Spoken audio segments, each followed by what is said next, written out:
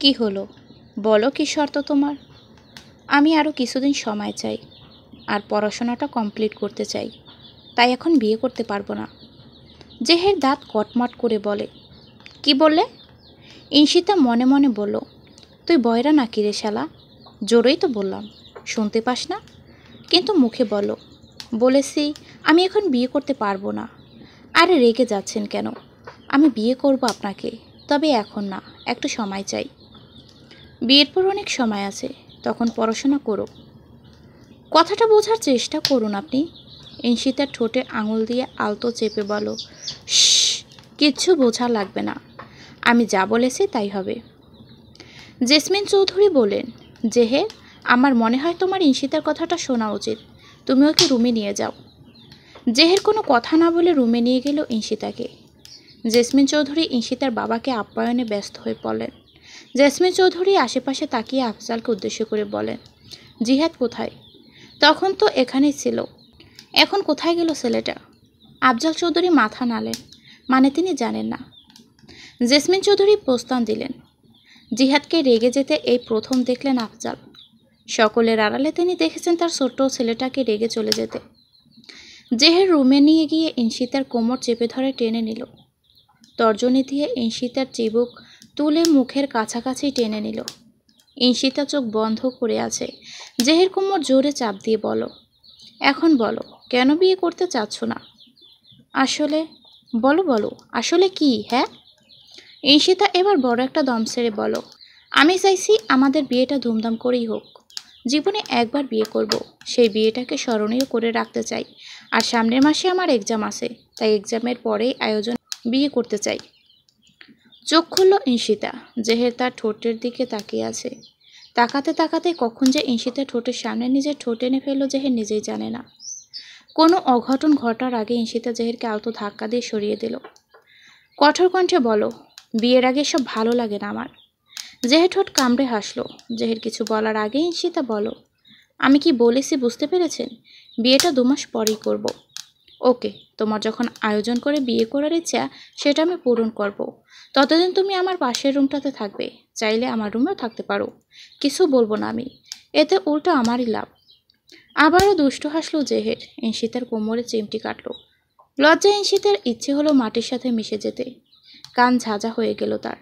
পর মুহূর্তে নিজেকে ধাতস্থ করে বলো, বিয়ের আগ পর্যন্ত আমি এখানে থাকবো না, আমি নিজ বাড়িতেই থাকতে চাই। No, never. এই বাড়ি থেকে এক পা বের করে দেখার সাহস করো না, পা ভেঙে রেখে দেব। ঈশিতা রাগ হওয়া থেকে সামলানো নিজেকে ভিতরে ভিতরে কথা গুছিয়ে নিল। জেহেরের হাত নিজের হাতের মুঠোয় রাখলো। কোমল কণ্ঠে বলো, দেখুন জেহের, আমি সব নিয়ম নীতি মেনেই এই বিয়েটা করতে চাই। বিয়ে নিয়ে প্রত্যেকটা মেয়ের আছে হাজারো স্বপ্ন, তেমনি আমারও আছে। আমিও চাই বাকি 5টা বিয়ের মতো আমাদের বিয়েটাও ধুমধাম করে হোক। তার জন্য আমাকে নিজের বাড়িতে যেতে হবে। মাঝে মাঝে ভালোবাসা বাড়ানোর জন্য হলেও দূরত্ব প্রয়োজন। সেই দূরত্ব ভালোবাসার ভিত আরও মজবুত করে। প্লিজ, আপনি আমার এই কথাটা রাখুন। জেহের চোখে মুখে খুশির ঝিলিক দিয়ে উঠল। এই প্রথম রোজ তাকে তার নাম ধরে রেখেছে। তার রোজের মুখেই তার নামটা বড্ড মিষ্টি শোনায়। ঠিক আছে, তোমার কথা রাখলাম, শুধুমাত্র আমার নামটা নিজের মুখে নেওয়ার জন্য। কি মিষ্টি শোনায় তোমার মুখে আমার নামটা। খুব মিষ্টি করে ডাকো তুমি। তবে আমি প্রতিদিন তোমার খোঁজ নেব, ফোন করব। ফোন তুলতে 1 সেকেন্ড দেরি করলে তোমার খবর আছে। বাথরুমে গেলেও ফোন সাথে করে নিয়ে যাবে। কলেজে যাওয়ার সময় কারো দিকে তাকাবে না। কোনো ফ্রেন্ড ডাকলেও সাড়া দেবে না।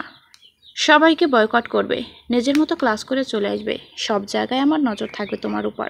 একটু এদিক ওদিক হলে তোমার তুলে নিয়ে আসবো, এনে রুমে বন্দি করে রাখবো।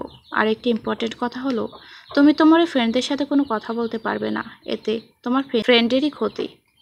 এসে ততক্ষণ ধরে পুরো কুচকে জেহেরের কথাগুলো শুনছিল। বাবা রে বাবা, কত নিয়ম! শেষ কথাটা শুনে ব্রুযুগল আরও কুচকে গেল। ও আমার বেস্ট ফ্রেন্ড, ওর সাথেই আমি সব শেয়ার করি। তোমার বেস্ট ফ্রেন্ড আমি, এখন থেকে যা শেয়ার করার আমার সাথেই করবে। দেখুন, সবসময় সব কথা আপনার সাথে শেয়ার করা যায় না। মেয়েদের নিজস্ব একটা পার্সোনাল ব্যাপার আছে। কেন, কি এমন ব্যাপার যেটা আমাকে বলা যায় না? ঈশিতা হতাশ দৃষ্টিতে তাকালো জেহেরের দিকে। এই পাগলকে কে বোঝাবে?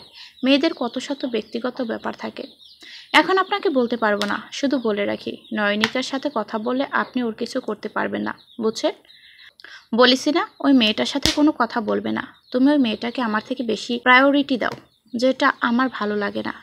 ওই মেয়ে তোমার হাত ধরে, তোমার সাথে থাকে, তোমার সাথে অনেক কথা বলে। আমার এসব একদমই ভালো লাগে না।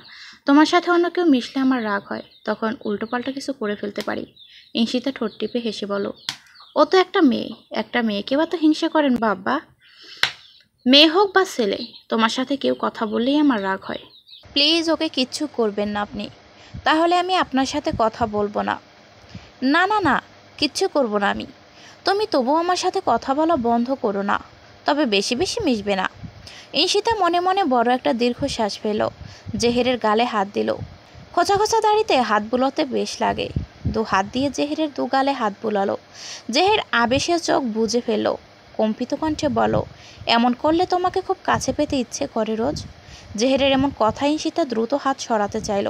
তার আগেই জেহের হাত চেপে ধরল গালে। প্লিজ হাত সরিও না। জেহের চোখ বন্ধ করে নিজে ঈশিতার হাত ধরে পুরো গালে হাত বুলাচ্ছে। ঈশিতা ফ্যালফ্যাল নয়নে তাকিয়ে আছে। যেতে হবে আমায়, হাত ছাড়ুন। অসহায় দৃষ্টিতে তাকালো জেহের। সেই চোখে চোখ রাখতেই ঈশিতার হৃদয় কেঁপে উঠল। এখন না, আরেকটু পর। না, এখনই যেতে হবে, প্লিজ না। ঈশিতা নিজে জোর করে হাত সরিয়ে নিল। চলে যেতে নিলে জেহের হাত ধরল। চলো না, আজকে বিয়ে করে ফেলি। বাচ্চাদের মতো আবদার, যেন বলছে, আমাকে এটা কিনে দাও না প্লিজ। বাচ্চাদের মতো আদুরি কণ্ঠের কথাটা ঈশিতার সর্বাঙ্গে শিহরণ জাগিয়ে দিল। চোখের দৃষ্টি এদিক সেদিক ঘোরালো। জিভ দিয়ে নিচে ঠোঁট ভিজিয়ে নিয়ে বলো, সময় হোক তারপর। বলেই নিজে হাত ছাড়িয়ে নিয়ে চলে গেল নিচে। জেহের এক সেকেন্ড স্ট্যাচুয়ারের মতো দাঁড়িয়ে নিজেও দ্রুত পা চালালো নিচের দিকে। ঈশিতার বাবা ঈশিতাকে নিয়ে যাওয়ার জন্য উদ্যত হলেন। জেহের নিচ থেকেই তাদেরকে দিয়ে আসার জন্য বলল। ঈশিতার বাবা মিজান হোসেন বাধা দিলেন না। গাড়িতে জেহের ড্রাইভিং সিটে, তার পাশে মিজান হোসেন আর পেছনে ঈশিতা। ঈশিতার বাবা গল্প জুড়ে দিলেন। সেই গল্পে অবশ্য জেহেরও সামিল ছিলেন। এই প্রথম জেহেরকে এত হাসি খুশি দেখল ঈশিতা। জেহেরের হাসি আসলে খুব সুন্দর, ঠোঁটটাকে একটু বাঁকা করে হাসে।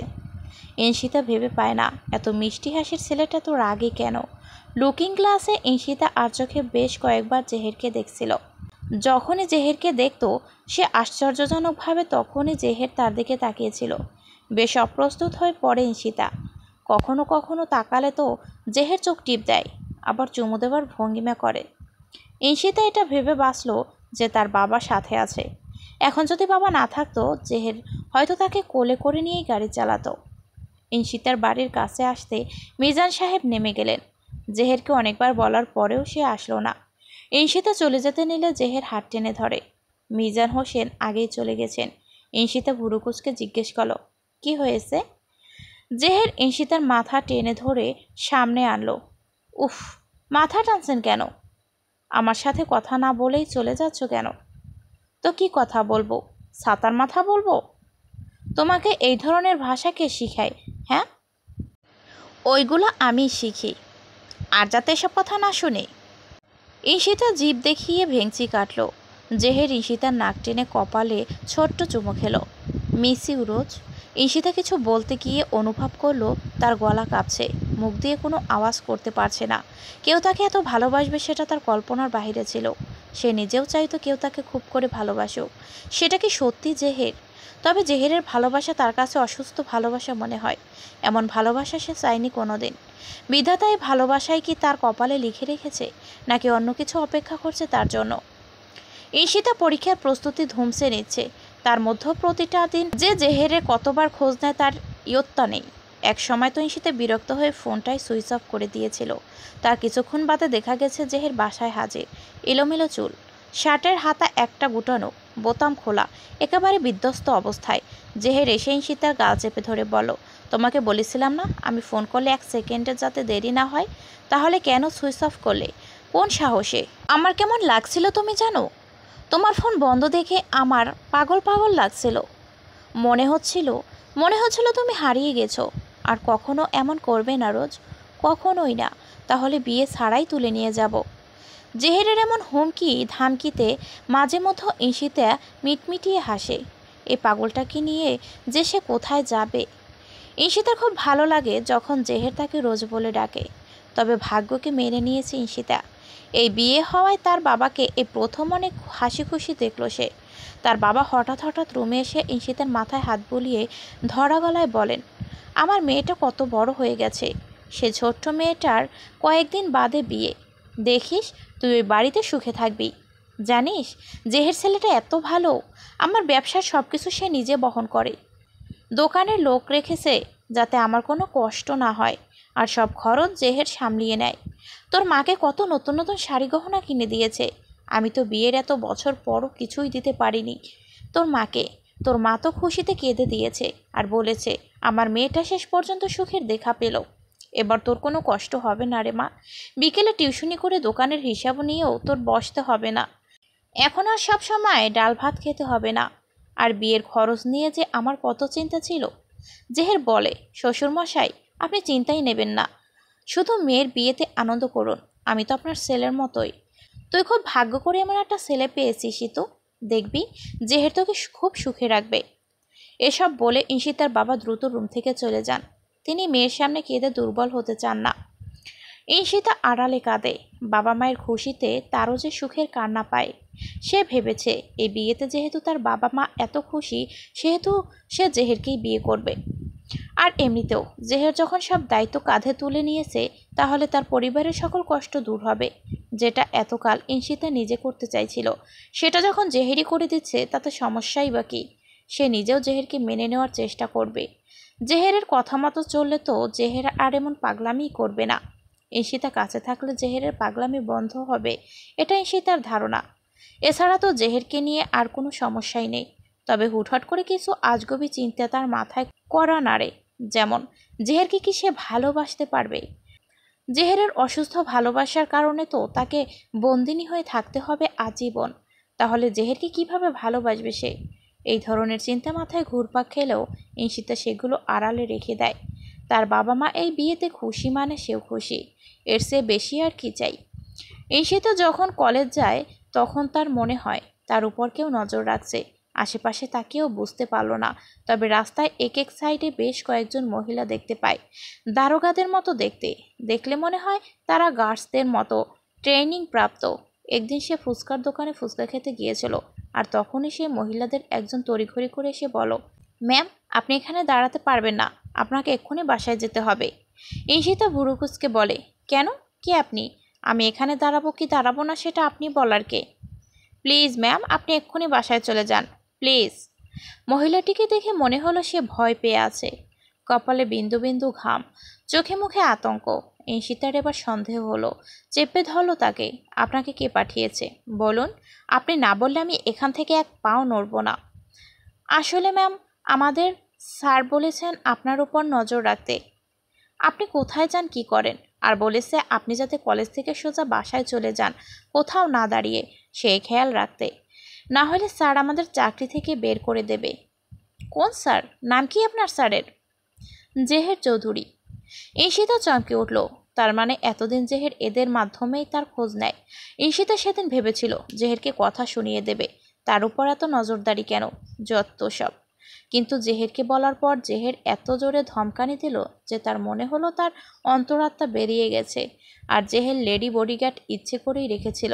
সে চায়নি কোনো পুরুষ বডিগার্ড সবসময় ঈশিতাকে দেখুক। জিহাদ ব্যস্ত সময় পার করছে। মাঝে মাঝে দীর্ঘ শ্বাস ফেলে এই ভেবে যে ঈশিতা কিভাবে থাকবে তার সাইকো ভাইয়ের সাথে। সেদিন ঈশিতার বাবাকে জিহাদে নিয়ে এসেছিল বাড়িতে, আর ঈশিতার বাবাকে অনেক বুঝিয়েওছে জেহেরের হাত থেকে ঈশিতাকে ছাড়াতে। কিন্তু কি হলো শেষে? উল্টো বিয়ের তোড়জোড় শুরু হয়ে গেল। সে কোনোভাবেই চায় না এভাবে চোখের সামনে একটা মেয়ের জীবন নষ্ট হওয়া দেখতে। ঈশিতার পরীক্ষার প্রতিটা দিনই জেহের দিয়ে আসে আর নিয়ে আসে। জেহেরের সাথে সে যতক্ষণ থাকে তখন মনে হয় তাকে তীক্ষ্ণ নজরে কেউ দেখছে। কিন্তু জেহের থাকাকালীন সময় তো লেডি গার্ডরা থাকে না। তাহলে এমন কেন লাগে তার কাছে? ঈশিতার বাবা মিজান হোসেন কয়েকদিন যাবৎ খুব দুশ্চিন্তায় করছেন, কারণ তিনি ঈশিতার বিয়ে প্রথমেই ঠিক করে রেখেছিলেন রাফিদের সাথে। এই কথাটা সম্পর্কে শুধুমাত্র তিনি, তার স্ত্রী আর রাফিদের বাবা মাই অবগত। কিন্তু সেদিন জেহেরের সাথে ঈশিতার বিয়ে নিয়ে এতটাই বেখেয়ালি ছিলেন যে রাফিদের বিষয়টা মাথা থেকেই বেরিয়ে গিয়েছিল।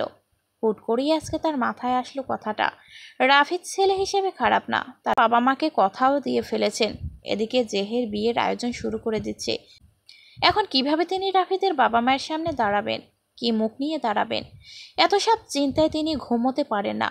ঈশিতার মা বলল, তুমি একবার গিয়ে কথা বলে নাও রাফিদের বাবা মায়ের সাথে, দেখো কোনো সমাধান হয়নি। আমি এখন কি মুখ নিয়ে যাব তাদের সামনে? মেয়ের আনন্দে এতটাই বিভোর ছিলাম যে রাফিদের কথাটা একদম ভুলে গিয়েছি। একবার যাও না গো, না গিয়ে সমাধান করবেই বা কিভাবে? ঈশিতার বাবা মাথা নিচু করে বসে আছে রাফিদের বাবা মায়ের সামনে। কি হয়েছে মিজান, তোকে এত চিন্তিত দেখাচ্ছে কেন? ঈশিতার বাবা হঠাৎ রাফিদের বাবার হাত ধরে ফেললেন, ধরা গলায় বলেন, আমাকে ক্ষমা করে দে ভাই, আমি কথার খেলাপ করেছি, আমাকে ক্ষমা করে দে। কি হয়েছে সেটা তো বলবি। তারপর ঈশিতার বাবা জেহেরের সাথে বিয়ের কথা সব খুলে বলো। সব শুনে রাফিদের মা রাগ করে সেখান থেকে চলে গেলেন। তার অনেক ইচ্ছে ছিল ঈশিতাকে নিজের ঘরের বউ করবেন। মেয়েটাকে তিনি খুব ভালোবাসতেন। রাফিদের বাবা কিছুই বলেন না, তিনি নিজেও এই কথা শুনে বিস্মিত, তবে সম্পর্ক খারাপ করতে চান না।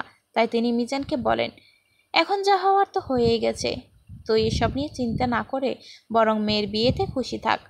তবে রাফিদের কানে ওর আর ঈশিতার বিয়ে ঠিক হওয়ার কথাটা তুলবি না। বিয়ের আর মাত্র কয়েকটা দিন বাকি। রাতে ঈশিতার বাবা ঘরে ঢুকেই ধাম করে সোফায় বসে পড়লেন। ঈশিতার মা দৌড়ে এলেন। কি হয়েছে, কি গো, শরীর খারাপ করলো নাকি? ঈশিতার মায়ের ডাক শুনে দৌড়ে নিচে এলো। বাবার এই অবস্থা দেখে আটকে উঠল সে। ফ্যান বাড়িয়ে দিল, পানি এনে বাবাকে খাওয়ালো। ঈশিতার বাবা উঠে বসে মৃদু আওয়াজে বলল, কিচ্ছু হয়নি আমার, গরমে মাথাটা ঘুরে উঠল শুধু, চিন্তিত হবার কিছুই নেই। ঈশিতার মা আর ঈশিতা কোনো কথা না শুনেই ধরাধরি করে রুমে নিয়ে শুয়ে দিল। রাতে ঈশিতা তার বাবার রুমে গিয়ে দেখলো তার বাবা ইজি চেয়ারে বসে বাহিরে তাকিয়ে আছে। সে বাবার পায়ের কাছে গিয়ে বসল। বাবা? ঈশিতার বাবা চকিতে তাকালেন। কি রে তো, তুই এখনো ঘুমাসনি? বাবা, আমি জানি তুমি কিছু একটা নিয়ে অনেক টেনশনে আছো, তোমার চোখ মুখ দেখেই বোঝা যাচ্ছে, আর সেই কারণে তোমার আজ শরীর খারাপ করলো। কী কারণে এত টেনশনে আছো তুমি, কী নিয়ে এত চিন্তা করছো, আমাকে বলো না বাবা। ঈশিতার বাবা একবার বিরস মুখে তাকালেন, অবসাদগ্রস্ত সুরে বলেন, আজ জেহেরের সাথে একটা জরুরি বিষয়ে কথা বলতে গিয়েছিলাম। কি এমন জরুরি কথা? বিয়ে নিয়ে। বাবা, তুমি প্লিজ আমাকে সবটা পরিষ্কার করে বলো। ঈশিতার বাবা চিন্তিত বদনে একবার বাহিরে তাকালেন, সেখানে দৃষ্টি রেখে শুরু থেকে বলতে লাগলেন, আমি একটু আগে জেহেরের সাথে দেখা করতে গিয়েছিলাম, হোটেলে বসেছিলাম আমরা। জেহেরকে আমি তখন জরুরি একটা কথা বলার জন্য ডেকেছিলাম, বলেছিলাম তোর সাথে এই বিয়েটা ভেঙে দিতে। কি? জেহের কি বলেছিল? আর তুমি তো এই বিয়েতে সবচেয়ে বেশি খুশি ছিলে। সেই খুশির থেকেও আমার কাছে বেশি গুরুত্বপূর্ণ ছিল কারো কাছে কথা রাখার দায়বদ্ধতা। কি কথা? বলছি, জেহেরকে যখন বলেছি এই বিয়েটা ভাঙতে, তখন জেহের কি রাগটাই না দেখালো। এই প্রথম ওকে এতটা রেগে যেতে দেখলাম। হোটেলের সব চেয়ার টেবিল ভাঙতে শুরু করলো, আর খালি কি যেন বিড়বিড় করছিল। হোটেলের ম্যানেজার ওকে থামাতে এলে গ্লাস ছুঁড়ে মারে জেহের। আমার কলার টেনে ধরে বলে, আমার থেকে আমার রোজকে দূরে সরার চিন্তা মাথায় আনবেন না, না হলে আপনাকে আমার রাস্তা থেকে সরিয়ে দিতেও সময় লাগবে না। এটা বলে আমাকে ধাক্কা দিয়ে চলে যায়। আর এটা নিয়েই আমি এত টেনশনে ছিলাম যে এই ছেলেটাকে তো তখন আমি অনেক শান্ত দেখেছিলাম, তাহলে এখন এত রেগে গেল কেন? আর ভাবছি ওর সাথে কি সত্যিই তুই সুখে থাকতে পারবি? আমরা কি তোকে ওর হাতে তুলে দিয়ে অনেক বড় ভুল করব? ঈশিতা অবাক হয়ে এতক্ষণ কথাগুলো শ্রাবণ করছিল। শেষ পর্যন্ত তার বাবাও জেহেরের আসল রূপ দেখে ফেলেছে তাহলে। তবে এটা ভেবে মেজাজ খারাপ হয়ে গেল যে জেহের তার বাবাকে মারার হুমকি দিয়েছে। আচ্ছা বাবা, তুমি বিয়েটা ভাঙতে চাইলে কেন? তোর সাথে অন্য একজনের বিয়ে ঠিক করেছিলাম অনেক আগে। জেহেরের সাথে বিয়ের কথা শুনে তখন সেই বিয়েটা মাথা থেকেই চলে গিয়েছিল। হঠাৎই মাথায় আসলো ব্যাপারটা, তাই ভেবেছিলাম জেহেরের সাথে বিয়েটা ভেঙে ঠিক করা মানুষটার সাথেই বিয়ে দেব। যতই হোক, আমি কথা দিয়েছিলাম তো, কথা না রাখতে পেরে নিজের কাছে নিজেকে ছোট মনে হয়। কে সে? ঈশিতার বাবা উত্তর না দিয়ে উল্টো প্রশ্ন করল, এখন আমি কি করবো রে তোমা? জেহেরের সাথে বিয়ে দিলে তো তোকে জেনে শুনে সিংহের গুহায় ঠেলে দেওয়া। চাইলেও কিছু করার নেই বাবা, এখন বিয়ে না করতে চাইলে উনি কোনো না কোনো অঘটন নিশ্চয়ই ঘটাবেন, আর কোনো অঘটন হোক সেটা আমি চাই না। ঈশিতা উঠে রুমে চলে গেল। রাগে তার স্বরে রেডি করছে, গিয়ে ধূপ করে বিছানায় বসে পড়ল। আজ এ কারণে যে কোনো খোঁজ নেয়নি, তাহলে না হলে তো মিনিটে মিনিটে খোঁজ না নিলে তার চলেই না। ঈশিতা কল করলো জেহেরের নাম্বারে। অনেকবার কল হওয়ার পরও জেহের রিসিভ করলো না। ঈশিতা মনে মনে রেগে বলো, এই শেষবার, আর করব না তোকে। উজবুক কোথাকার। শেষবার কল করতে ওপাশ থেকে জেবার কণ্ঠ শোনা গেল। হ্যালো ঈশিতা। জেবার কণ্ঠস্বরে ভয় মিশ্রিত। জেহের তো কখনো তার মোবাইল অন্য কাউকে দেয় না, তাহলে জেবা ফোন ধরলো কেন? আর এতটাই বা ভয় পেয়ে আছে কেন? এত কিছু না ভেবে ঈশিতা বলো, তোমার ভাই কোথায়, ওনাকে দাও। জেবা নিচু কণ্ঠে বলে, ঈশিতা, ভাইয়ের জন্য কি হয়েছে? সন্ধ্যায় বাসায় আসার পর থেকেই রুমের সবকিছু তছনছ করা শুরু করেছে, আর বারবার বলছে যে আমার আর রোজের মাঝে আসবে তাকে আমি মেরে ফেলবো, ছাড়বো না ওনাকে, একদম মেরেই ফেলবো। আমি কিছুই বুঝতে পারছি না ঈশিতা। হঠাৎ কি হলো ভাইয়ের? মোবাইল অনেকক্ষণ ধরে বাজছিল, তাই আমি তুললাম। ঈশিতা তড়িঘড়ি করে ফোন কেটে দিল। এখন জেহেরের সাথে কথা বলা মোটেই সুবিধার না, তার চেয়ে বরং জেহের শান্ত হলে কাল দেখে নেওয়া যাবে। মোবাইলটা বেডসাইডের টেবিলের উপর রেখে খাটে শটান হয়ে শুয়ে পড়ল সে। দুহাতে কপাল চেপে বলো, আমার কপালেই এত ঝামেলা লেখা থাকে কেন? এই ঝামেলার শেষ কবে হবে? উফ, ভাল লাগে না।